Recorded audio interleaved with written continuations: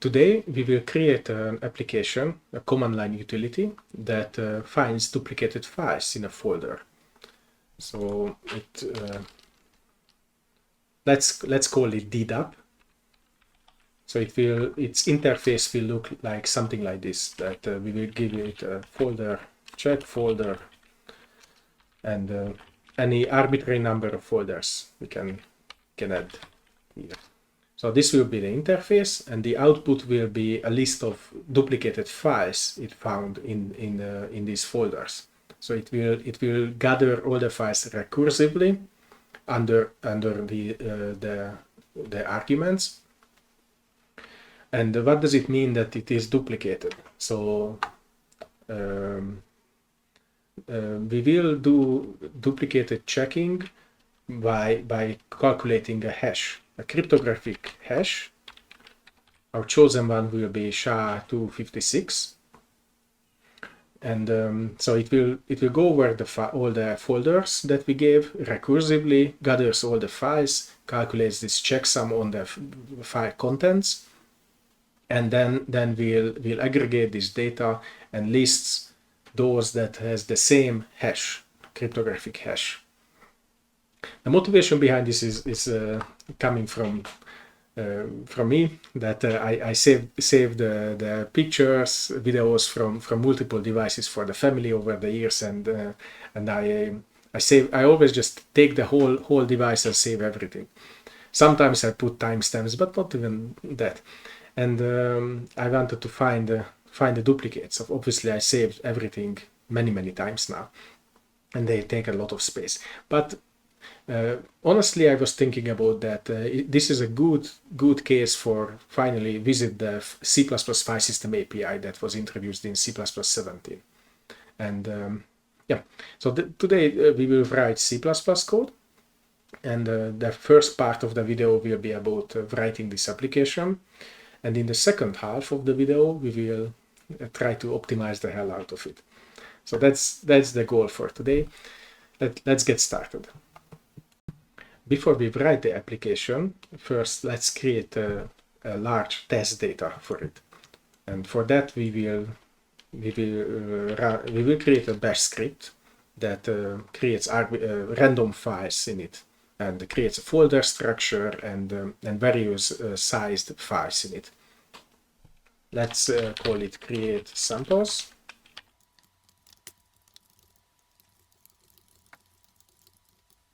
We will have a simple folder structure, but I wanted to give a couple of folders in it, and we will store small files and big files.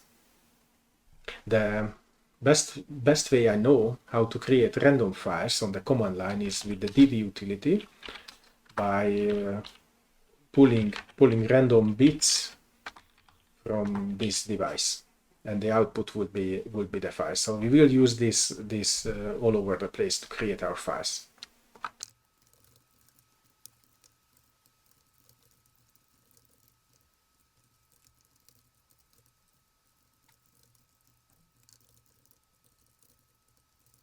And obviously we want to create some duplicates as well. So we created this small file called A, and we will create a couple of duplicates of it.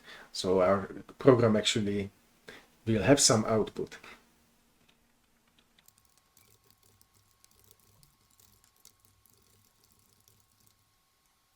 And the next one, I'm a bit ahead of myself here, but we will create a file that is not so rightly sized.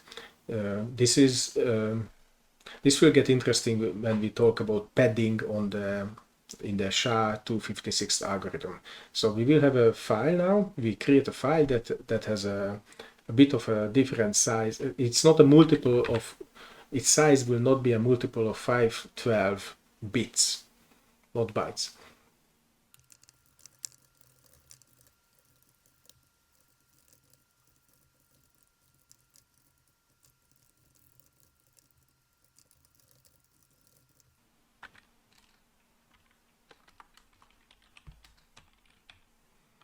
Another check we can do is to have a couple of empty files, because those are also testing our SHA algorithm. Of course, I'm well ahead of myself here, but I don't want to revisit this. I don't want to recreate this bash script again when we get here later. So obviously we will touch our the hashing algorithm a bit later, and yeah, these are for testing those ones.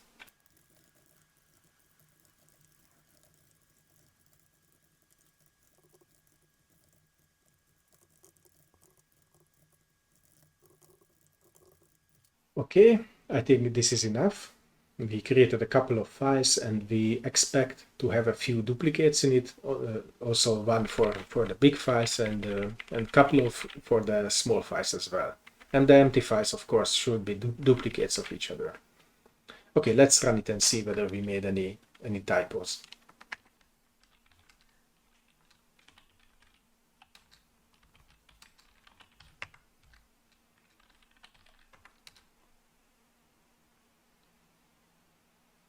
It is creating the small files first, 1000 of it.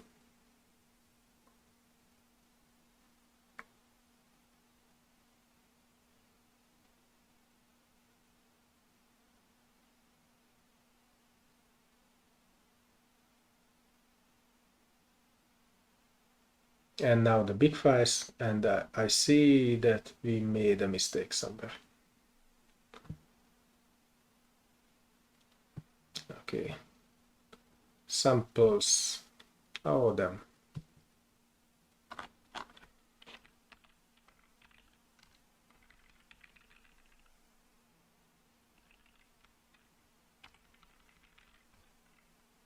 Yes.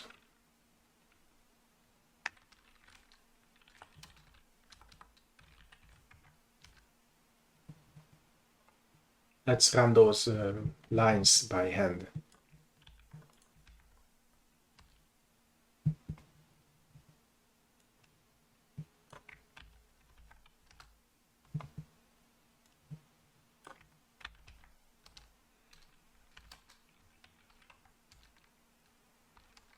So we have the small folder and the big folder.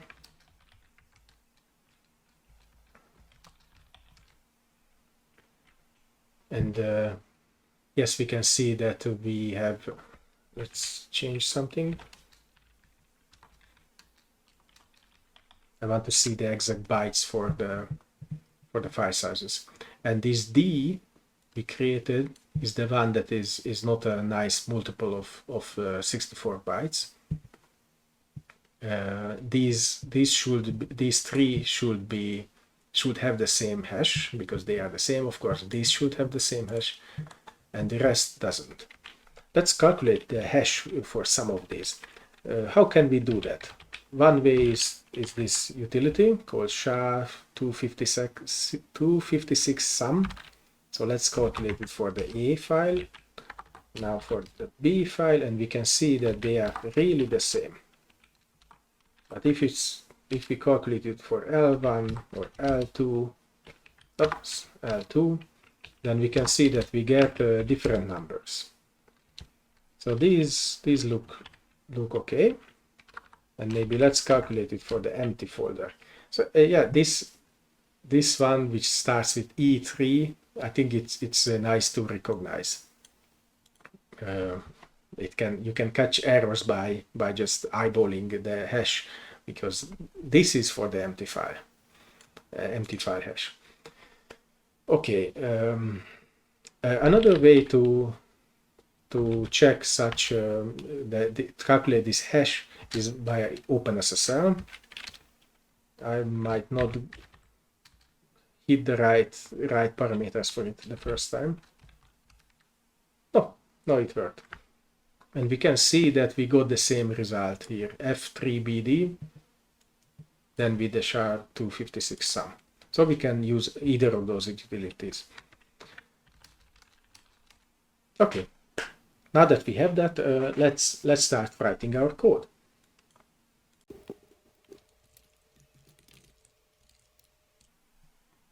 We will start, of course, with a lot of includes, usual suspects, and ones that are needed for minimal data structures.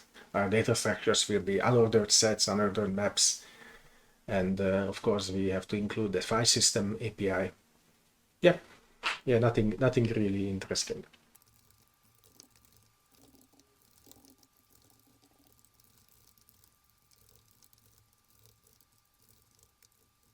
We will include third-party libraries to calculate the hash. Let's treat this as a black box for now. I want to say that much that this is a software-based implementation, but I mean that it is a proper implementation using the usual 64-bit instruction sets, and it doesn't use anything else. It is an implementation according to the book, and I will show later what book I mean.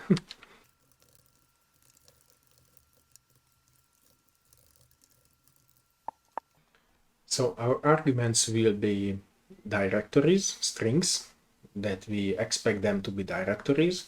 And first we will check for the correct number of arguments passed, so at least one, and we will check whether these are really proper paths and directories what we got. And for this is the first time we will use the Filesystem API.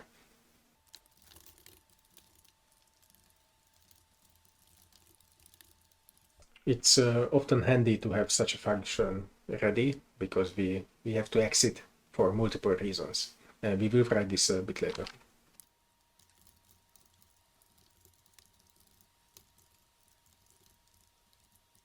So Filesystem path is one of the main components of this API, the central piece, which represents a Filesystem path, obviously.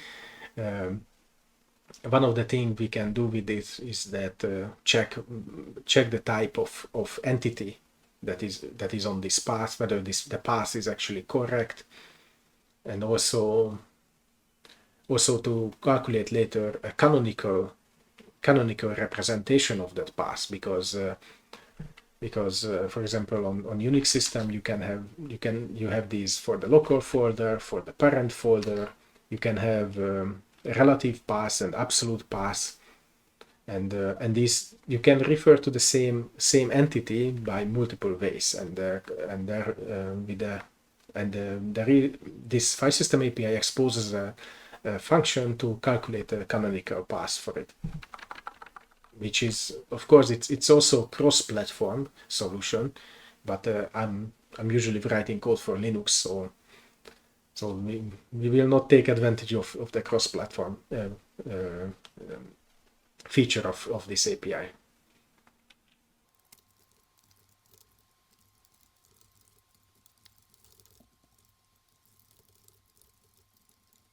Now we did our checks that we wanted. We checked that the arguments we got for the program are that we have enough and at least one, and they are directories. Let's try this print usage and exit function now.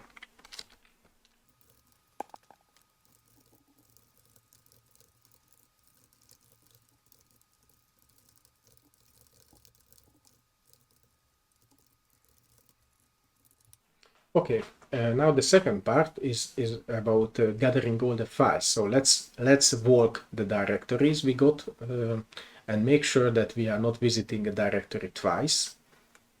So, for example, it's completely valid that we got two arguments that are maybe in a parent-child relationship, or maybe they refer to the same entity, same directory.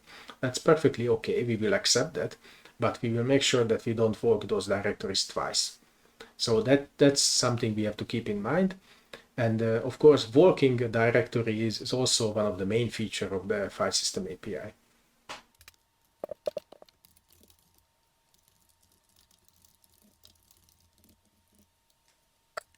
We will put this logic into a separate function, but what we want to get back is a vector of files that we can go over. Actually, a vector of file paths. So that's the best representation of a file before we start processing them. So we will have a function called gather files that returns returns us a list of files, obvious.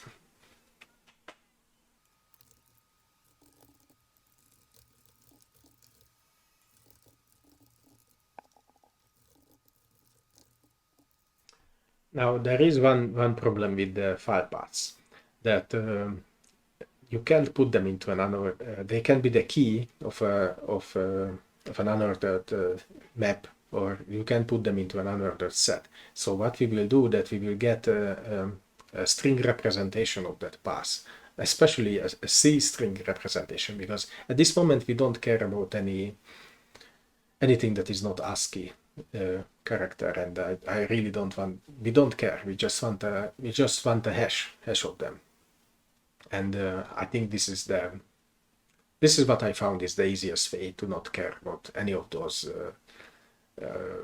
emojis in the file names or something like that.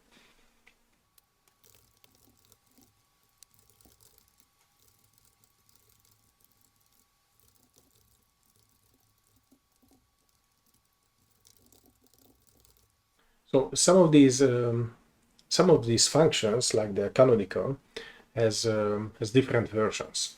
We can also get an error value from the operating system, which would be an error now on Unix systems. If you don't use that version, then it will throw exception. And I decided that this is absolutely fine for us, because that's what we will do. I mean, we will print it out and error out here if that happens. Later, if you would have permission errors when we actually open the file, we will treat that differently. We will just skip it. That's fine if you don't have permission to read a few files. But this is about more major errors. Of course, I did not look at all the error numbers that we could get here, but yeah, that's fine.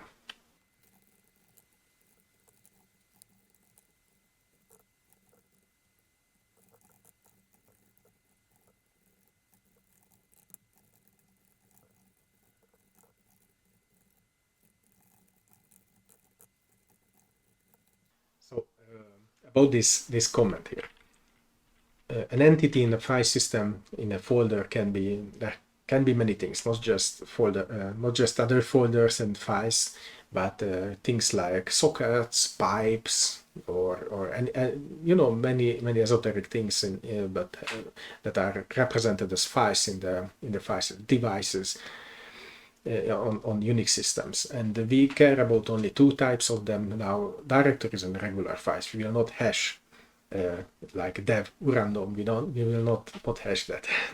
That doesn't make much sense.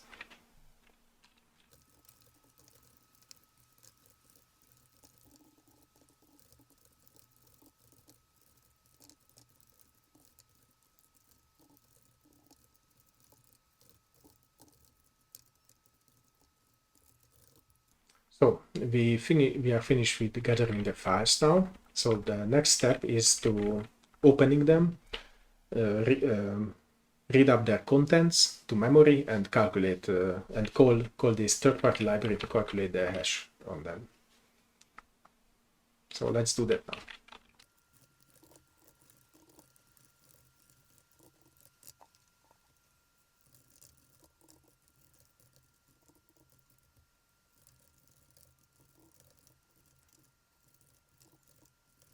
So this is where we will store our results in the visited files variable. And the key, this is an unordered map. The key will be the hash we calculated, and the value will be a vector of files. Most of the time, if there are no duplicates, this will be a single vector, a single item vector. If there are duplicates, then we will have multiple elements here.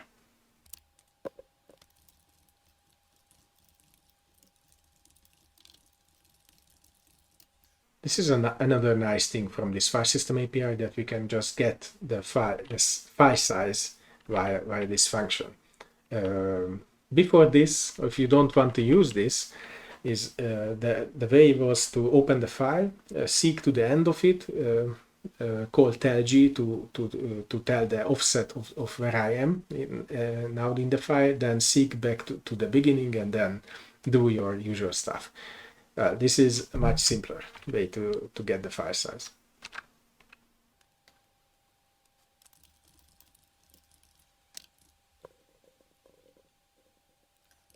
Of course, we have to adhere to the third-party libraries interface, and its interface is looking like this.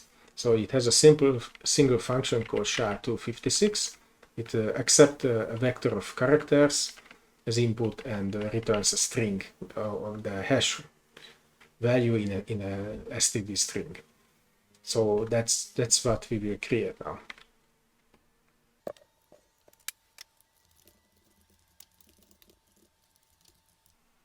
We pass in an empty vector in this case if the file size is 0.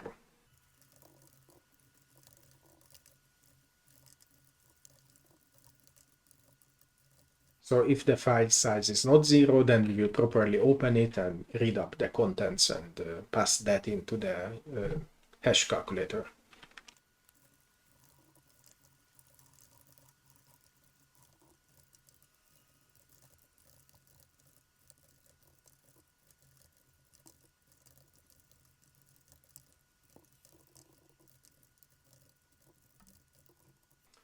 Okay, we calculated the hash for the empty files and also for files that has the real content. And now we will print out the duplicated results. And yeah, that will be it. We can test afterwards.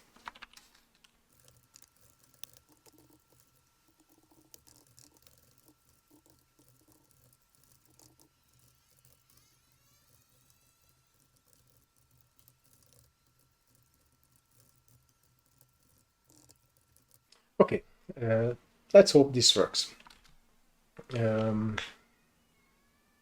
Okay, we have the samples folders. We have to now compile it.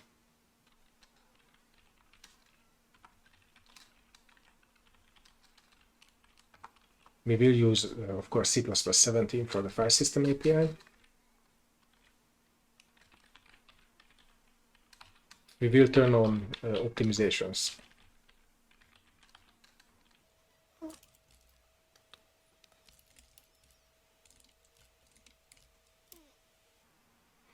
And of course, I made a typo.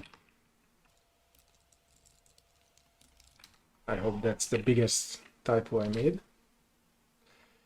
It compiled. Let's add a few more flags here.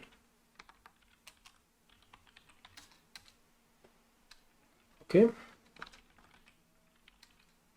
So if we call it without any arguments, then we get the help.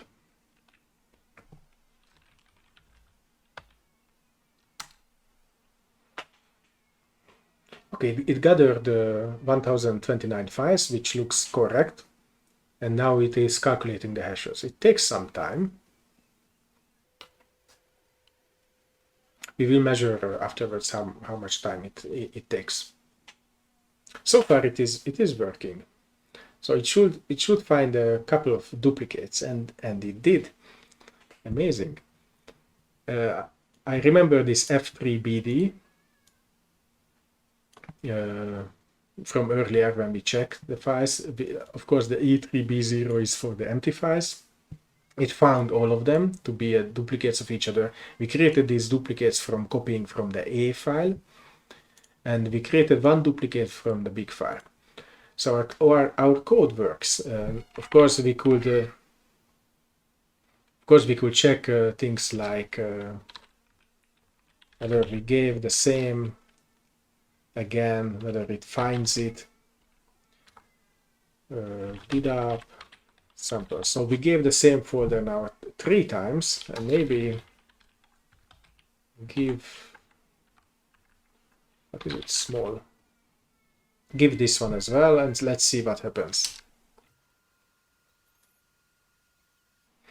We can see that it gathered 1029 files again, so it properly filtered out my wrong input to it. And this is what we wanted, that the user can send as many directories as he wants. It's fine. We will gather only the files once. Okay, maybe the last thing we should check is how much it takes. It took 25 seconds, 25.5.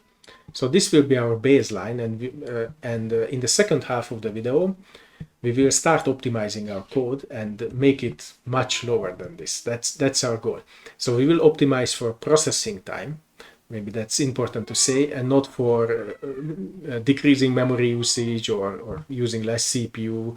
No, we will optimize for the traditional thing, make it go faster, calculate this faster. About optimizations, we can take a look at this from different angles. Before we start optimizing our own code, we will take a look at the SHA-256 algorithm itself. The best documentation for cryptographic algorithms I found is on the NIST website from the implementer's perspective. Don't go to Wikipedia or any such places. Go to these NIST pages. One of the documents for the secure hash standard is the FIPS 180 document. This is the 4th revision now. So let's open that one. So reading this document, you can, as a programmer, you can understand how to implement the SHA-256 and other variations of these algorithms. You have to stare at it for maybe a day, but it's absolutely readable, and you can implement it mechanically just by following what's written here. Yeah, maybe this is important that when are these various versions are applicable. So our files will be small, so it should be smaller than this many bits. We will be fine in that regard. This document sets up the language or variables that you will use later. Everything is pretty readable. Why I'm showing this now is that I looked at multiple implementations, 5 or 6 of them, and many times you can find these exact variables in code. So you can match the documentation to the code and can understand which part is which.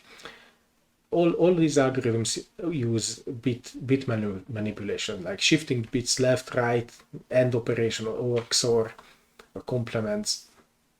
For example, these ones, you often can find these operations as a macro or a function in languages, and you can see what this does.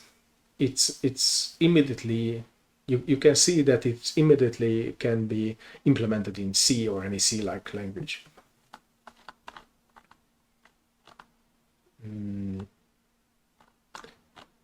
The algorithm itself is an iterative process. You set up a big state. It's a state machine in some ways. So you set up a 512 bits state. You treat that as 8 32 bits pieces, and the algorithm will iteratively start changing those bits. Like for SHA-256, it's I think it's the inner loop runs 65 or 64 times. So that's how you can imagine the algorithm itself. I want to show one last thing here is some pre-processing. Where is it? Okay, if I can find it, then I will just talk about it. It's about the padding. Yeah, I missed it. We went over it. So if you're for example, in our case, if the file size is not a multiply of 512 bits, then we have to add some kind of padding, because this algorithm can work only on 512 bits, so 64 bytes. The padding algorithm is very simple.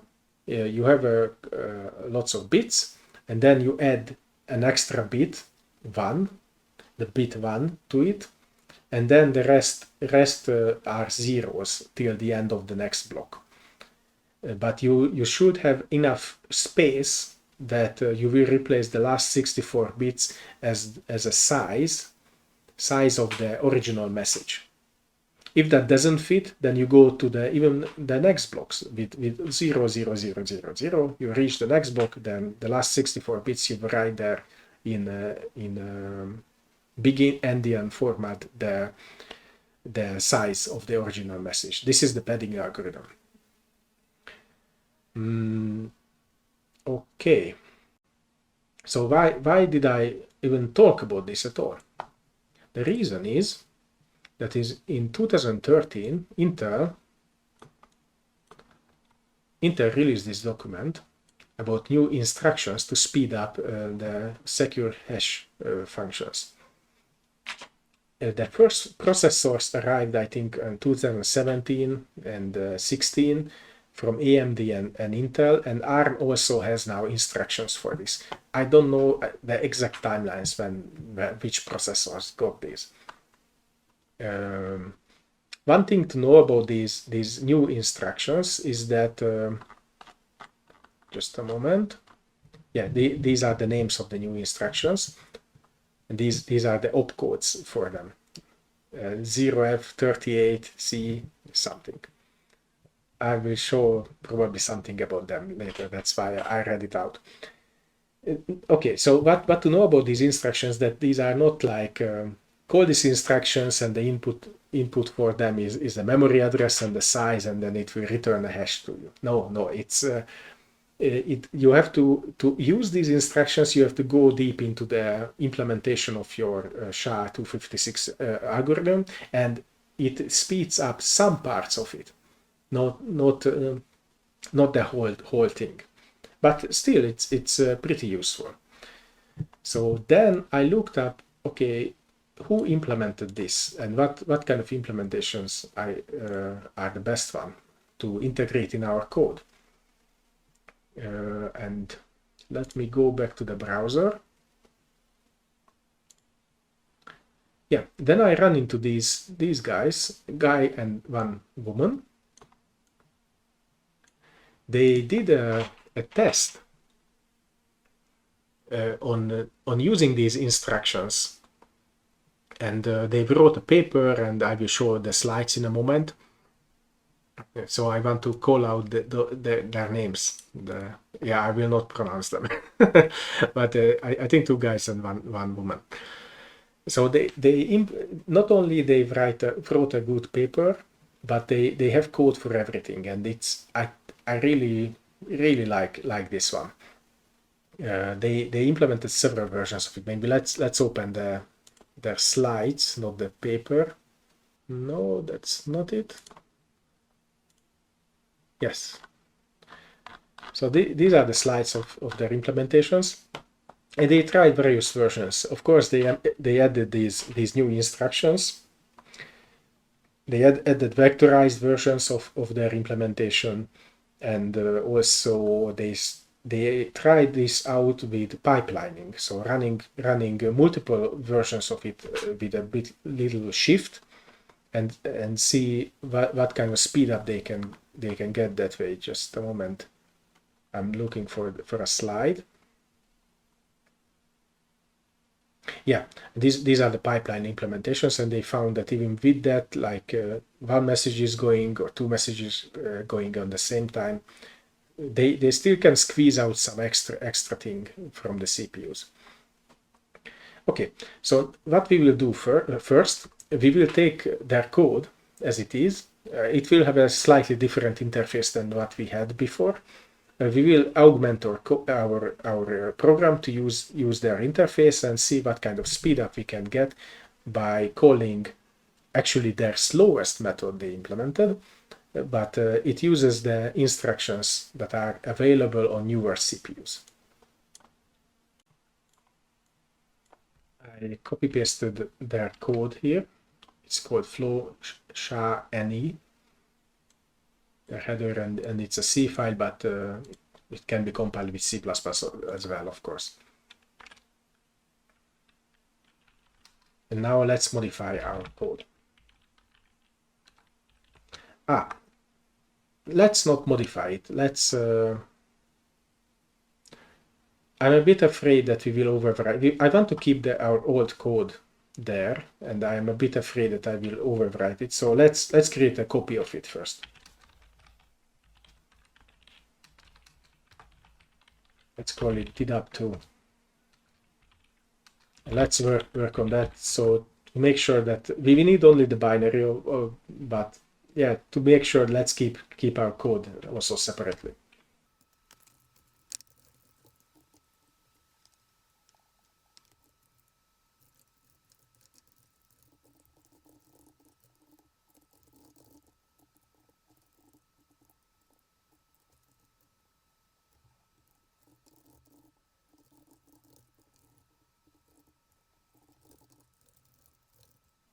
This has, as I mentioned, this is a little different interface. It takes an unsigned character for the digest. Digest is the hash in another word, and we will turn that back into a string to not have to change our existing code much. I will implement this function in a bit.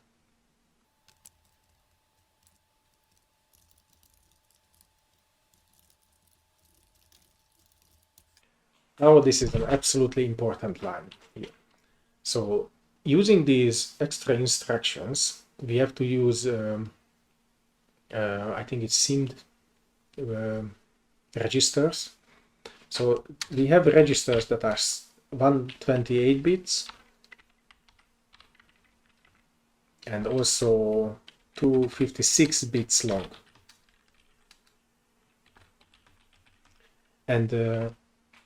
And we will use those registers, and we have to pass in our bytes from the file to such registers, and for that we must allocate them in a right boundaries. So for the 256 bits long, for use to be able to put a character or a memory to those registers, it has to start on 30. It has to have 32 byte alignment.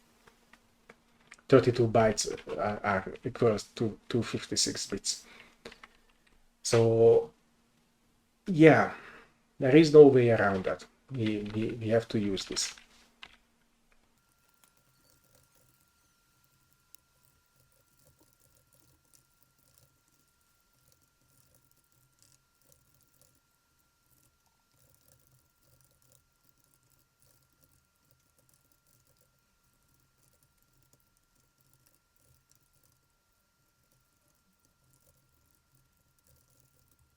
Okay, let's test our code now.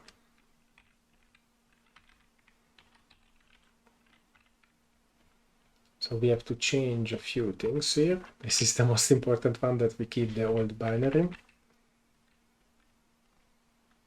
Okay. And function.c. Amazing, it compiled. So let's immediately test this by calculating also the time.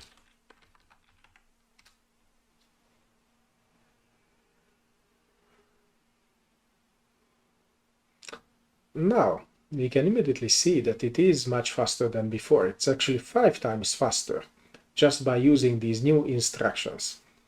I should probably show the code. Let's open. So what are we calling? Why I really like these researchers' code a lot. It's absolutely readable after you spend some time in these documents. So they set up a few macros that they will use later.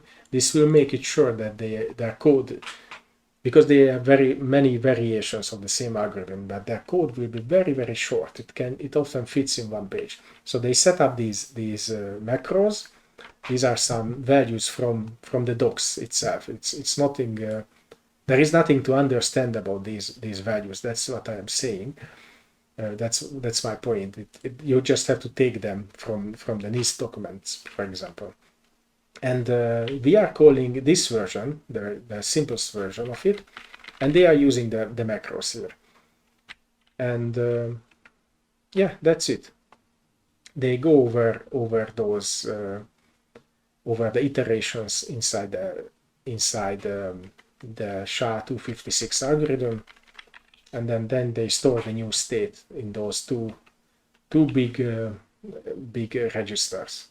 So this is the whole algorithm. It fits on one screen. That's why I love them. Not all of the implementations look like this, and we are using their slowest method now. Okay, so we achieved 5 times faster speed. But what other angles we can look at? And there is an obvious one, is just to use more processors. So this machine has actually 32 cores. I will not use that many because I'm also recording a video. But let's go with 10 threads now, and let's see what kind of speed up we get. Also, let's think a bit. So what do we want to put on those threads? Because there are two things that we are stressing here. One of them is obviously the CPU by calculating these hashes, and those should go to different threads. We can expect an absolutely linear scalability there. So using 32 threads for those or at least 16, because we have 16 cores, real cores. The rest is about hyper-threading in the Intel terminology. So we would expect that part is absolutely scalable, but we are also stressing my SSD here. So that is full. I'm pretty sure that this can be saturated by a single core, but maybe it can be saturated by like 8 core already. We will not go deeper into this. I just wanted to mention that when we are optimizing with multiple threads, it's never simple. So you have to measure everything and yeah, you can't really just argue about it theoretically, because the real life might surprise you. Okay, let's add threading now to our code. Again, let's make a copy of our existing code to make sure that we will keep all versions available.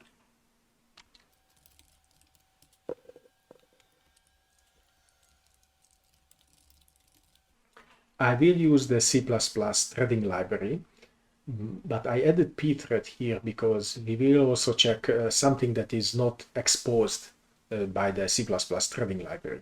I will mention this later for where it is needed, but for most of our code, this include is not needed. Also this one.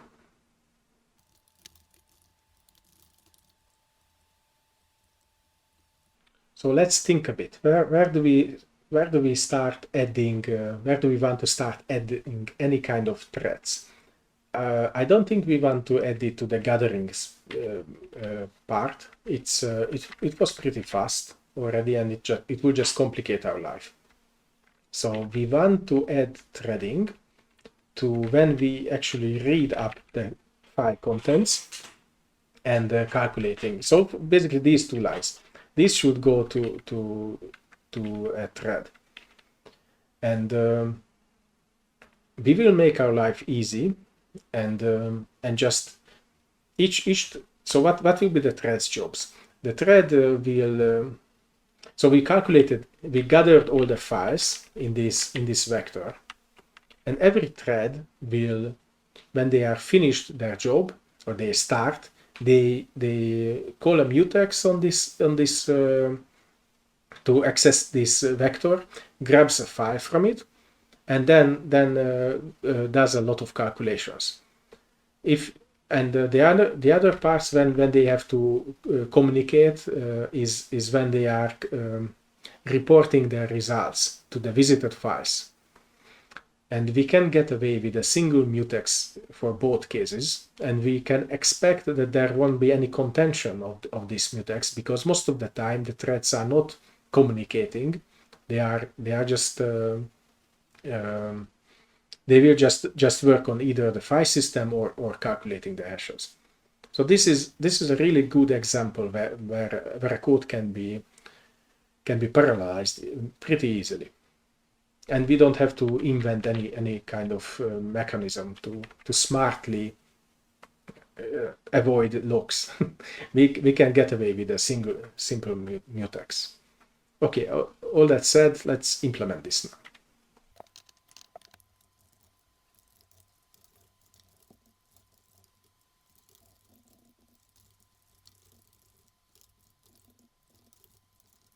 This will be our main entry point for the threads. So we will pass in an integer that which worker I am. This is almost always useful. We will pass in a mutex and the input for the files and the output for the results.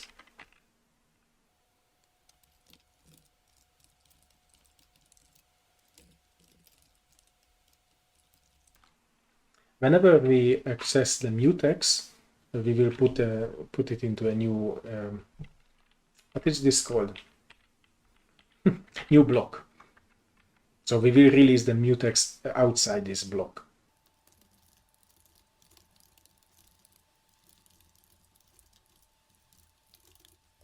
So first we gather the inputs. If there are no more files to process, then this is the moment when our threads will exit.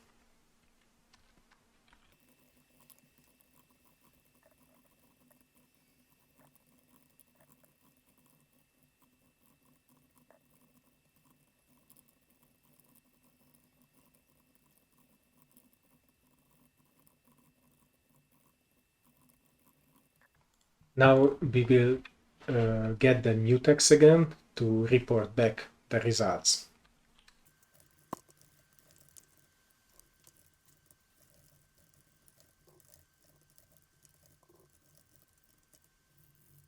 So we basically moved our existing file processing and hash calculation code to the threads into these functions.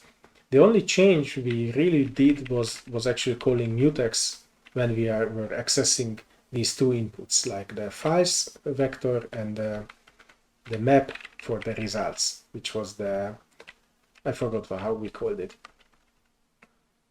Yeah, let's add now the thread creation, because yeah, that is missing. But our main function now should be a lot smaller after we remove these lines from there.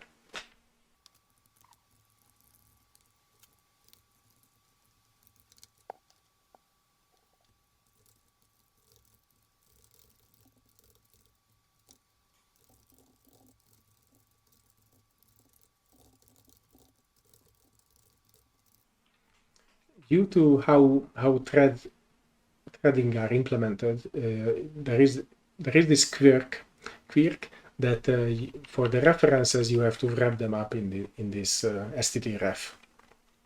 Just good to know. If you forget it, then you will quickly find out that it tries to copy, I think, an R value reference, yeah, or something like that. That should be the error. Of course, I ran into it when I was preparing for this video.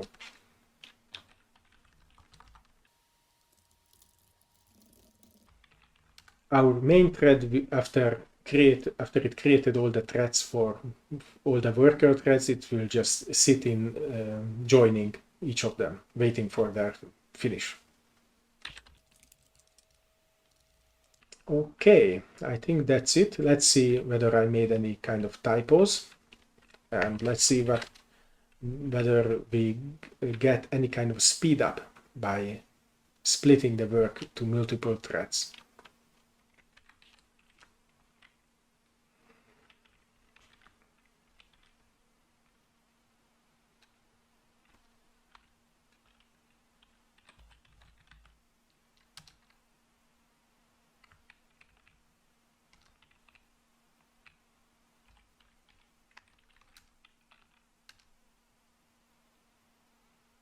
Yes, we are not using that variable yet. That's fine. But otherwise, it compiled. So let's let's check whether it still works. If you remember, the original version ran for 25 seconds. The updated version that used the new instructions ran for around 5 seconds. And let's see this one now. Yeah, we got a speed up. So we used 10 threads, if I remember correctly. Did we use 10 threads? Yes. So yeah, I should have put this into a different variable. Anyway, we used 10 threads. Let's check it with 8. Ah, not that many.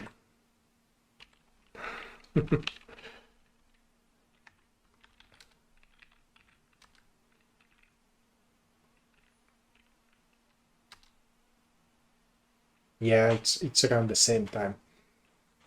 So we could start now playing, graphing the scalability of how many threads can achieve this. So we achieved with 8 threads a speed up of 5 times as fast. That's not bad at all.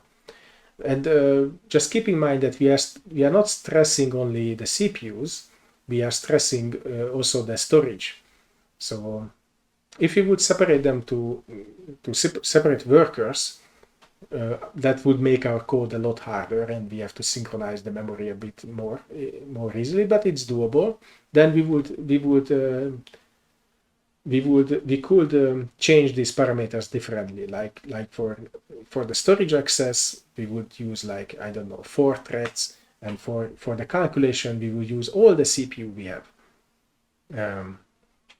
That could be one option. Now I mentioned that I want to show another trick what you can do with multiple threads. It's about setting affinity that can help in some cases. Now I immediately want to say that in this case it didn't help at all. So what I'm talking about, the threads are being scheduled by the kernel, and depending on how good a job it can do, it might happen that your code starts running, like reading a file, or starts calculating the hash, and it started using those big registers and fill them up already, and we are in the middle of a hash calculation, and then the kernel takes away the scheduler takes away the thread, so something else will run on that core, and maybe next time it will not be scheduled on the same core, but somewhere else.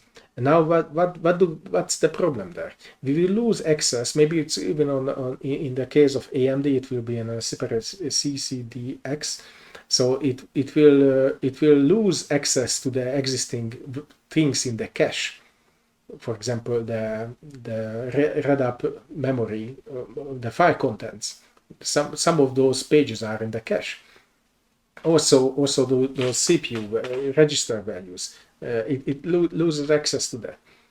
And to avoid that, we could pin each of these threads to a CPU. That way that we can be sure that the cache are hot for these CPUs.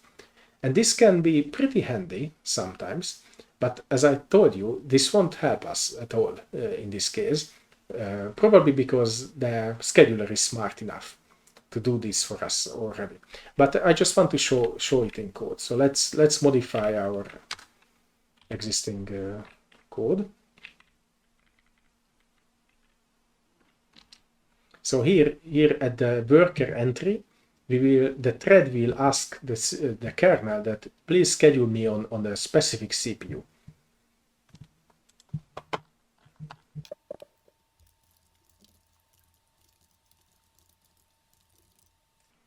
So there is this structure called CPU set.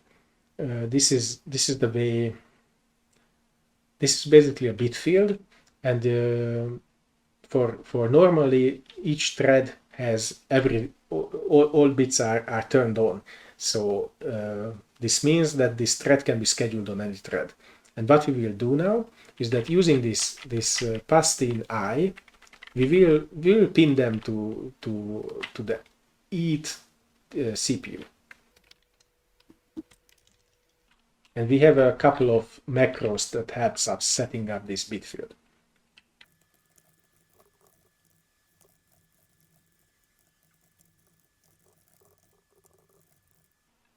Okay, I think that will do it.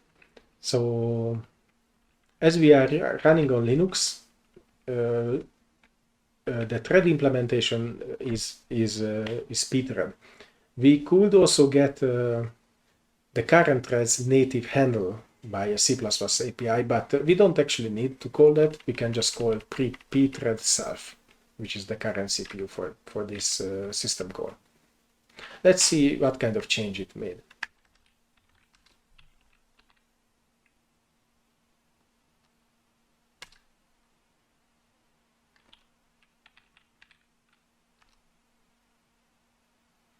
Yeah, nothing changed. It's still exactly as fast as was before, but still I wanted to show this and tell what's the idea behind this, to pin the threads to different CPUs. It can be useful in some cases, but as with any kind of optimizations, you have to measure it, and now we measured it and it did not make any dent in the speed.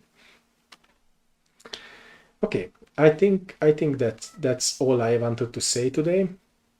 I hope I gave some good pointers for the cryptography angle. If you want to dig deeper into that, then yeah, I really like that pages, that the research those people did. And also for any other kind of cryptography, if you want to implement it, although they say that you should never do that on your own, the NIST papers are the best, I think. Okay, that's all. Thanks for listening and have fun. Bye bye.